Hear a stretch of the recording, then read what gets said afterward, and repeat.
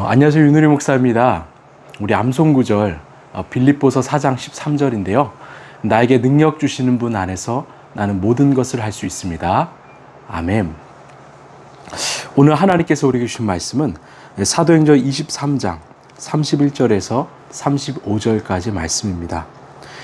군인들은 명령을 받은 대로 바울을 넘겨받아서 밤에 안디바드리로 데려갔다. 그리고 이튿날 기병들에게 그를 호송하게 맡기고 그들은 병영으로 돌아왔다. 기병들이 가이사랴에 이르러서 그 편지를 총독에게 전달하고 바울도 그 앞에 데려다가 세웠다. 총독은 그 편지를 읽고 나서 바울에게 어느 지방 출신인가를 물어보았다. 총독은 바울이 길리기아 출신인 것을 알고 그대를 고소하는 사람들이 도착하면 그대 말을 들어보겠네 하고 말한 뒤에 그를 헤롯 궁에 가두고 지키라고 명령하였다. 아멘. 우리가 전에 살펴본 것처럼 하나님께서는 이 바울에게 로마군 그 호위병사 470명을 붙여주셨습니다.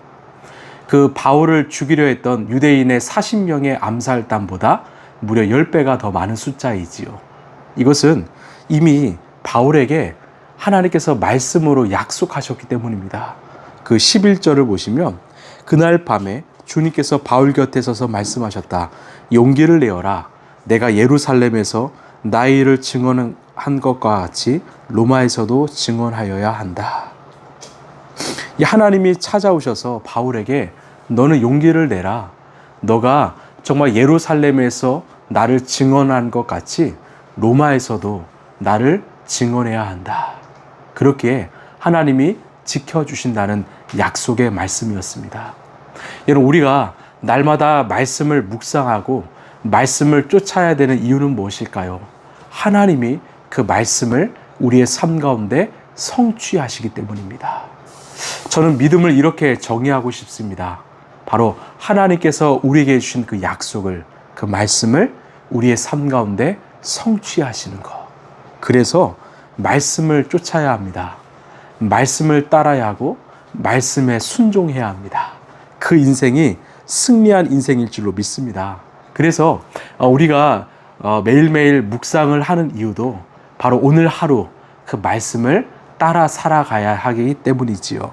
주의 말씀은 내 발의 등이요 내 길의 빛입니다.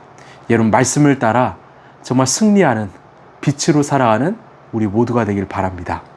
자, 바울이 호송하는 470명의 군사들이 약 100km 떨어진 가이사랴에 도착했습니다. 33절에 기병들이 가이사랴에 이르러서 그 편지를 총독에게 전달하고 바울도 그 앞에 데려다가 세웠다.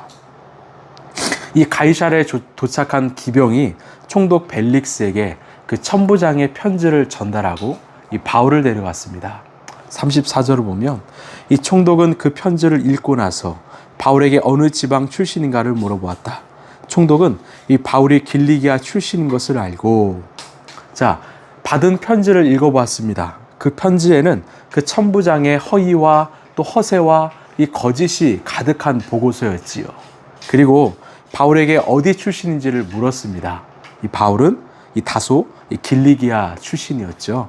35절에 그대를 고소하는 사람들이 도착하면 그대의 말을 들어보겠네 하고 말한 뒤에 그를 헤롯 궁에 가두고 지키라고 명령하였다.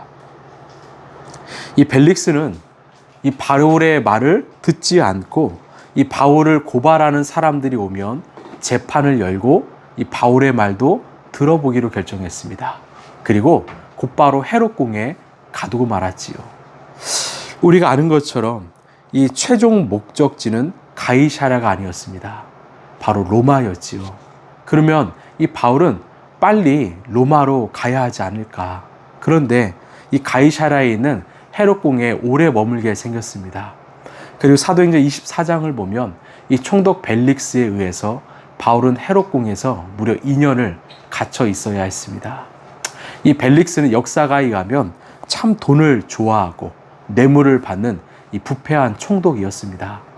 그래서 이 바울에게도 돈을 요구했고 이 바울은 거절하자 2년 동안 이 방치해 둔 것입니다. 아니, 하나님께서는 왜 이런 상황을 허용하셨을까? 지금 사명자 바울에게는 로마로 가야 되는 여정이 있는데 왜 2년의 시간을 머물게 하셨을까? 여러분, 이것은 어쩌면 좀 하나님의 의도하심인 것 같습니다. 지금 바울은 약 14년 동안 3번의 전도 여행을 다녔지요.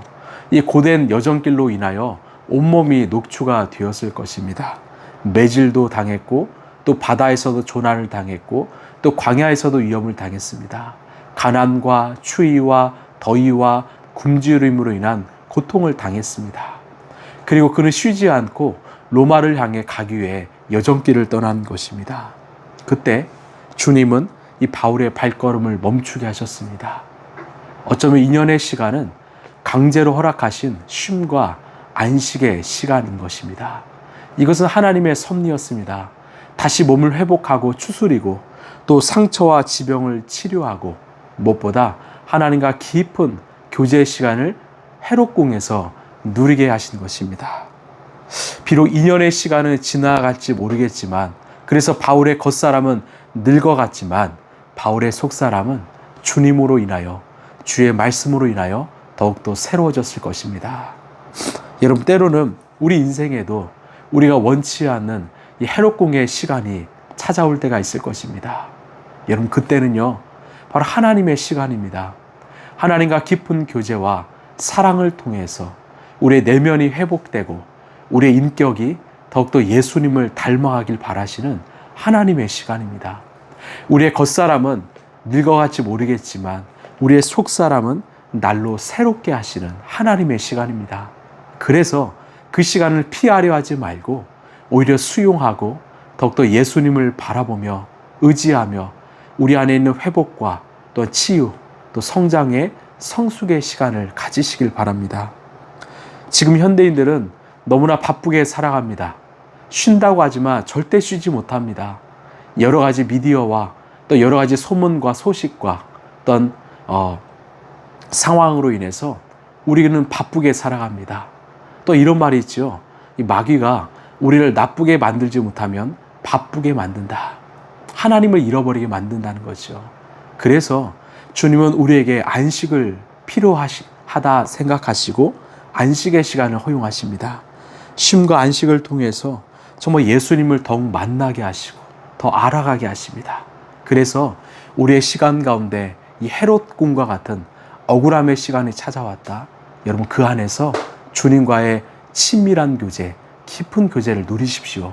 그 시간은 하나님의 우리에게 주신 안식의 시간입니다. 그리고 그 시간이 끝나면 하나님은 우리를 아낌없이 당신의 나라와 의를 위하여 사용하실 것입니다.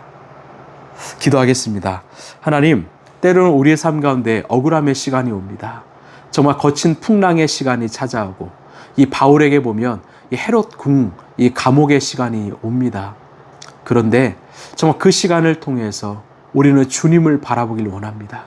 우리의 삶을 흔드셔서 우리의 삶의 기준과 방향과 의미와 목적이 어떠한지를 다시 돌아보게 하여 주옵소서.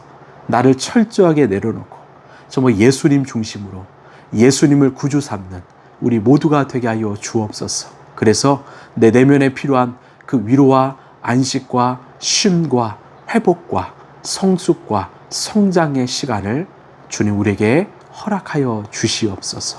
이 모든 말씀 사랑이 많으신 예수님 이름으로 기도하옵나이다. 아멘. 여러분, 성경의 전체 주제는 하나님 나라입니다. 하나님의 다스림이지요. 이런 하나님의 다스림은요, 결코 실수가 없으십니다. 우리의 삶 가운데 이 헤롯궁과 같은 시간이 찾아왔다면 여러분, 그 시간 속에서 오히려 하나님을 붙잡으시고 하나님을 만나시고 하나님이 주시는 그런 쉼과 안식을 누리시길 간절히 바랍니다. 오늘도 주님과 함께 행복한 동행하시기 바랍니다. 감사합니다.